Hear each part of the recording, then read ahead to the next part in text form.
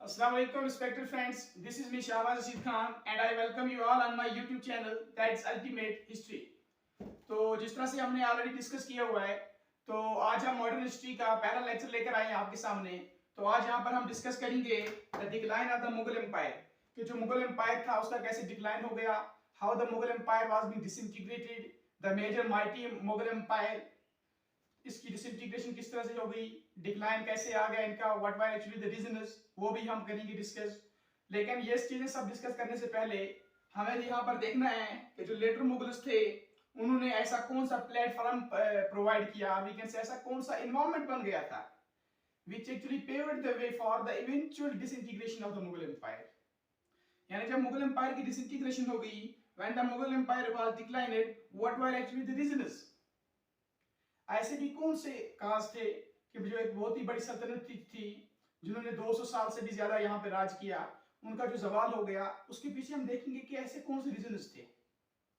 और ये रीजंस देखने से पहले, ये प्लेटफॉर्म समझने से पहले कि ऐसे कौन से रीजंस बन गए, उससे पहले हमें देखना है कि जो लेटर मुगल्स थे, लेटर मुगल्स की पॉलिसीज ऐसी कौन सी पॉलिसीज थी लेटर मुगल्स की, ऐसे भी कौन से उन्होंने यहाँ पर एग्रीमेंट बनाए, ऐसी भी कौन से उन्होंने ट्रीटीज लाई, पॉलिसीज बनाई, जिसकी वजह से मुगल एम्पायर का डिक्लाइन हो गया। क्योंकि कहा जाता है 1707 तक, ये भी कहा जाता है कि 1707 तक till the death of the Aurangzeb, although it was rightly said that the Aurangzeb, in spite of his various harmful policies, in spite of all that, the Mughal Empire was yet very strong and also very far-sighted। तो काफी जगह तक इनका rule था, औरंगजेब की जो harsh policies थी, harmful policies थी, उनके बावजूद भी कहा जाता है कि 1707 तक जो मुगल एम्पायर था that was quit strong and powerful. अब हम मैटर के ऊपर आते हैं कि जब औरंगजेब की डेथ हो जाती है 1707 को औरंगजेब जिंदा पीर जिसे हम कहते हैं, उनकी डेथ हो जाती है, और वहीं से हम लेटर मुगल्स की ओर बात करते हैं कि किस तरह से जब औरंगजेब की डेथ हो गई, फिर जो एम्पायर का डिक्लाइन था वो शुरू होने लगा, जो जवाल पजीर की ओर जो एम्पायर था वो जवाल की ओर जाने लगा। What were actually the reasons? So for that we'll be studying the later Mughals।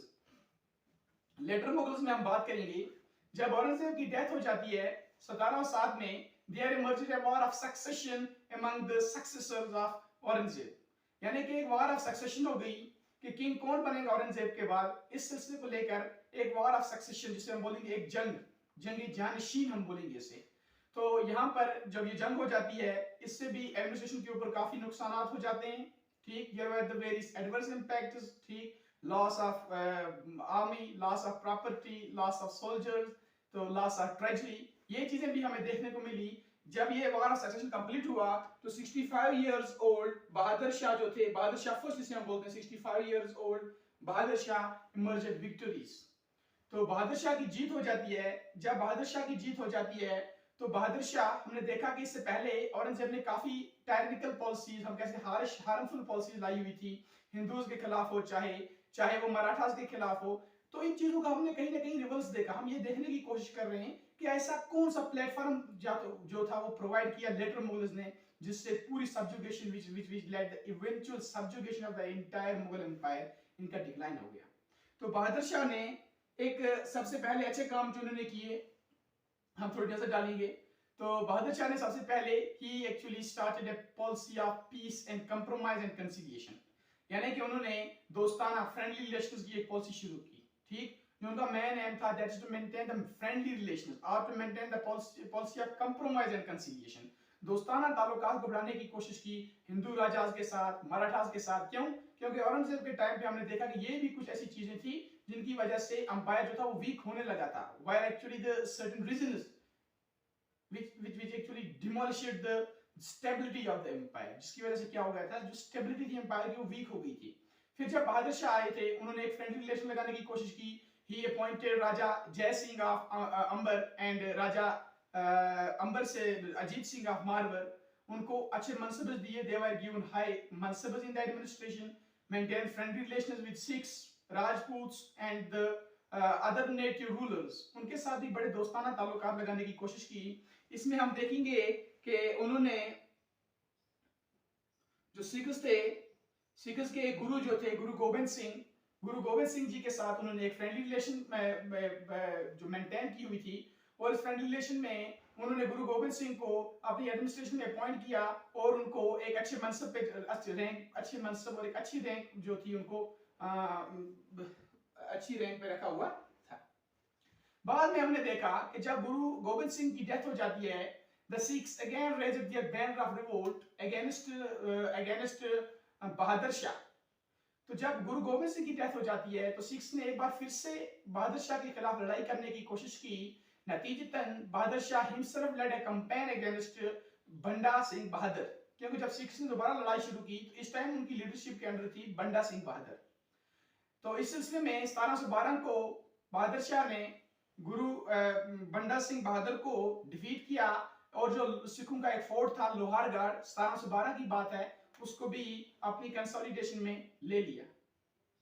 He also maintained the friendly relations with the Bandela chief और जाट रूलर चुरामन, जो जाट्स के रूलर थे उनके साथ फ्रेंडली मेंटेन रिलेशंस की। बाकी चीजें तो हम देखेंगे कि औरंगजेब की डेथ के बाद बहादुर शाह ही एक रूलर थे जिनके टाइम में हमने देखा कि कहीं ना कहीं उन्होंने एक फ्रेंडली रिलेशन, एक लविंग एटीट्यूड जो था, एक सेक्युलरिज्म को मेंटेन करने की कोशिश की हुई थी।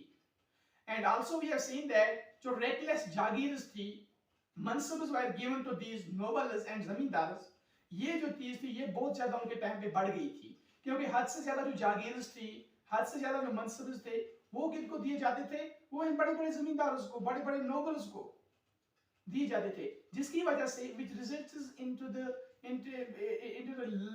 loss of treasury, जिससे क्या हो जाता था, जिससे जो ट्रेजरी थी, जो फाइनेंशियल सिस्टम था which was completely disrupted, the treasuries were being emptied, पैसे की बड़ी प्रॉब्लम थी। The Bahadur Shah indeed might have taken steps but unfortunately he died। Bahadur Shah ने इस चीज को रेक्टिफाई करने के लिए कुछ स्टेप उठाए होते, बट अनफॉर्चुनेटली उनकी डेथ हो जाती है और ये काम जो है अधूरे रह जाते हैं। तो यहां तक हमने ये बात देखने की कोशिश की कि जब औरंगजेब की डेथ हुई तो उसके बाद हमने ये भी देखा था कि औरंगजेब ने कुछ ऐसी पॉलिसीज उठाई थी which were indeed very harmful and harsh in nature, which were indeed very despotic and tyrannical।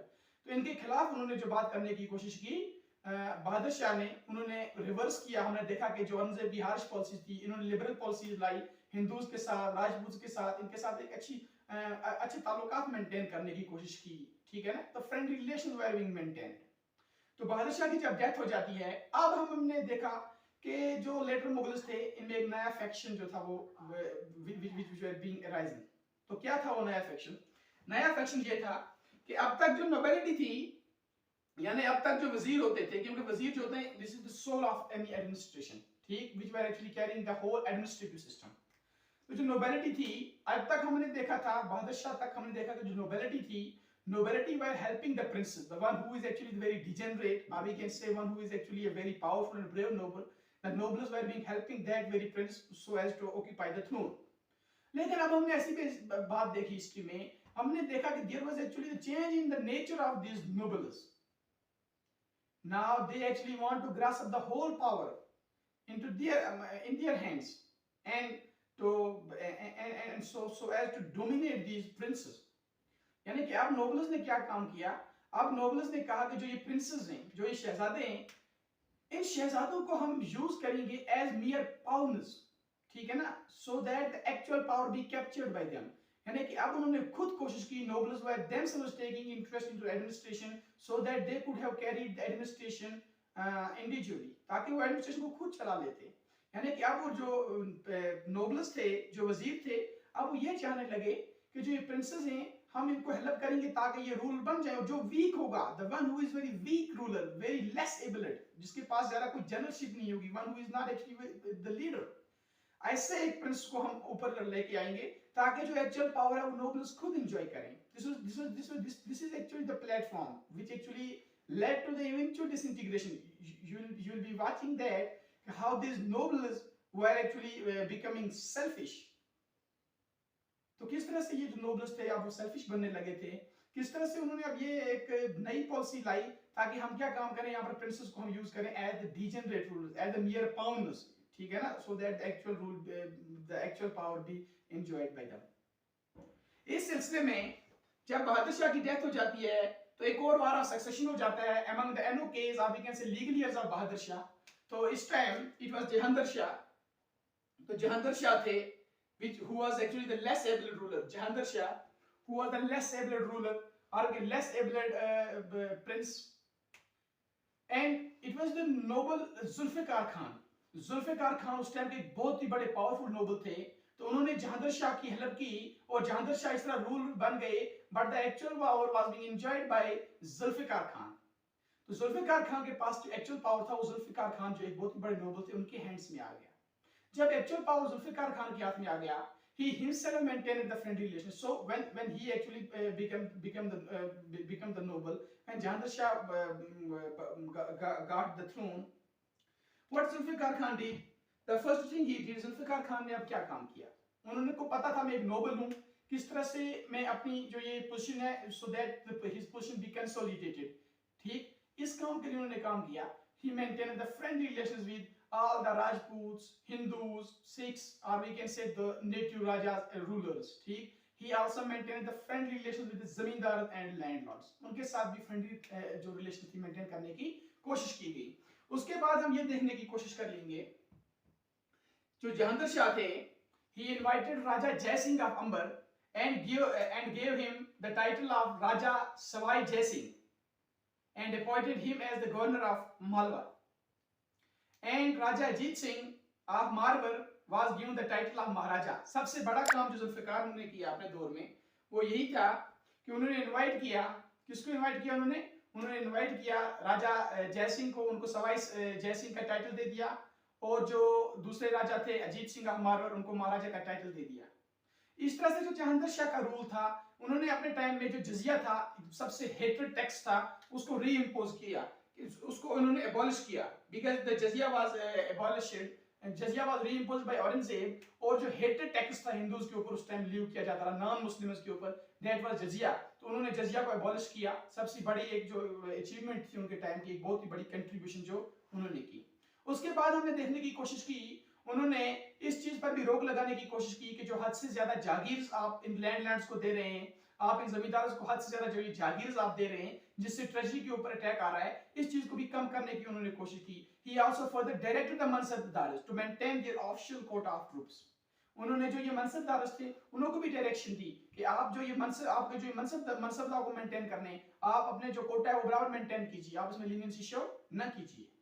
Further उनके टाइम में एक इवल टेंडेंसी थी जो थी जिसको जन्म मिला, वो थी इजारा सिस्टम। देखिए इजारा सिस्टम क्या था, इजारा सिस्टम एक ऐसा सिस्टम था in which the government made an agreement with the intermediaries or we can say the zamindars or landlords, ठीक, for providing and fixed amount of revenue to the government. Further, these zamindars and landlords were left open to extract or to collect as much what they can from the peasant. यानी कि इन्होंने जो ये जमींदार थे landlords के साथ इनके टाइम पर गवर्नमेंट ने एक एग्रीमेंट किया कि हम आपसे उतना ही एक फिक्स्ड अमाउंट ऑफ रेवेन्यू ले लेंगे। इंटरमीडिएट्स को बोला कि आपको एक fixed amount of land revenue जो है वो गवर्नमेंट को देना है, और इन जमींदारों को कहा गया बाकी आपकी मर्जी है, आप नीचे पीजेंट से कितना ले सकते हैं आप वो ले लीजिए। तो आप देखिए ये एक बहुत ही बड़ी इवल टेंडेंसी थी जो जहांगीर शाह के टाइम पर हमने देखी। उसके बावजूद हम आगे बात करेंगे, इन्होंने और भी कुछ अच्छे काम किए हुए थे, लेकिन बाद में इनके खिलाफ भी कुछ जो जेलस नोबल्स थे, हम कह सकते हैं द हेटेड नोबल्स, जो इनकी तरकीब देखकर जल रहे थे, उन्होंने जहांगीर शाह के कान भरे and what could have been done except the demolition of a loving empire। वो यही हुआ एट देन कि हमने देखा कि जहांगीर शाह के खिलाफ कंस्पायरी की गई, जहांगीर शाह ने जुल्फिकार खान नोबल के खिलाफ एक कंस्पायरेसी की, और इस कंस्पायरेसी में जो जहांगीर शाह जुल्फिकार थे वो उनकी मौत हो गई। इस तरह से जो ये एक बहुत ही बड़ा रूल था वो खत्म हो गया जहांगीर शाह का। तो थैंक यू।